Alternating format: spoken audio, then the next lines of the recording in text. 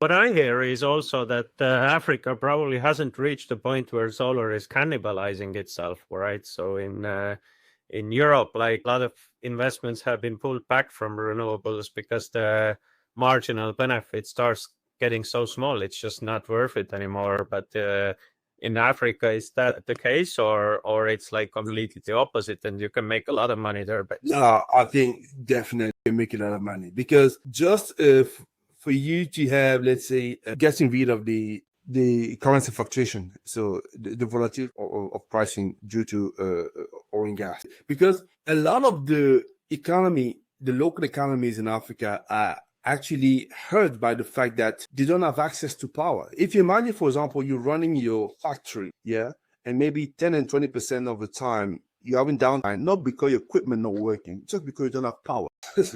So that means you have an order. You can't actually deliver that order, not because there isn't any, you don't have the labor for, no, just like we didn't have power. Or maybe because. so the demand is bigger than the supply even right now. Absolutely. And also, every serious business company in Africa needs to have always a lot of gensets, diesel generator running the end, so that because they can't afford obviously to go there all the time.